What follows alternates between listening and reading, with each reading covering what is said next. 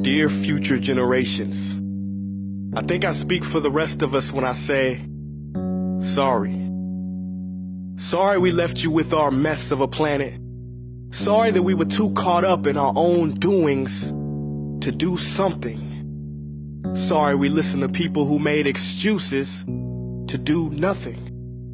I hope you forgive us. We just didn't realize how special the earth was. Like a marriage gone wrong, we didn't know what we had until it was gone. For example, I'm guessing you probably know it as the Amazon desert, right?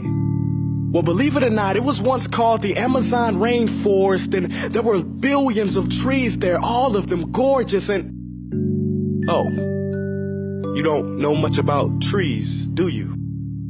Well, let me tell you, trees are amazing. I mean, we literally breathe the air they are creating. They clean up our pollution, our carbon. They store and purify water, give us medicine that cures our diseases, food that feeds us, which is why I'm so sorry to tell you that we burn them down.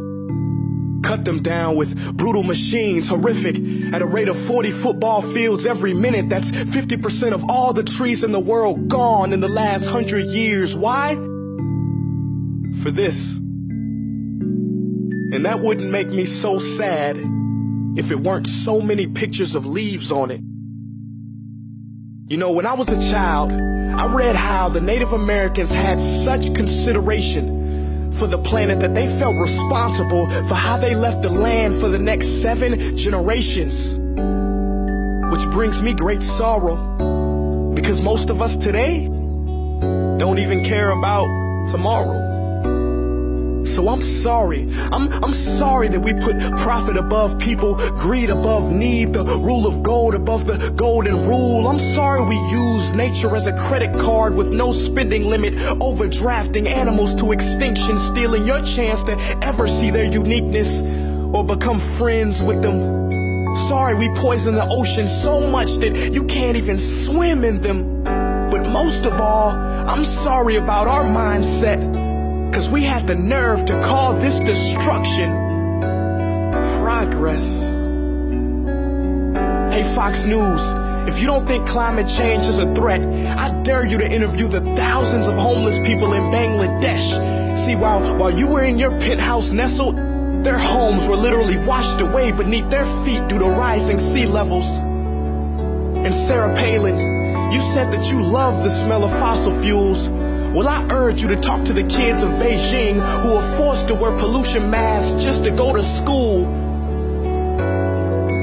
See, you can ignore this, but the thing about truth is, it can be denied, not avoided. So I'm sorry, future generations. I'm sorry that our footprint became a sinkhole and not a garden. I'm sorry that we paid so much attention to ISIS and very little to how fast the ice is melting in the Arctic. I'm sorry we doomed you, and I'm sorry we couldn't find another planet in time to move to. You know what? Cut the beat. I'm not sorry. This future, I do not accept it. Because an error does not become a mistake until you refuse to correct it. We can redirect this. How? Let me suggest that if a farmer sees a tree that is unhealthy, they don't look at the branches to diagnose it, they look at the root.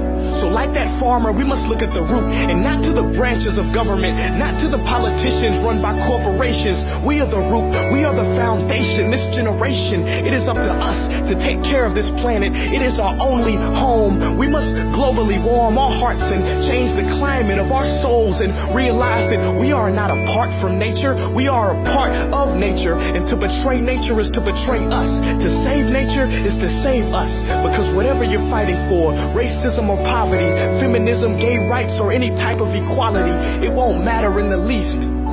Because if we don't all work together to save the environment, we will be equally extinct.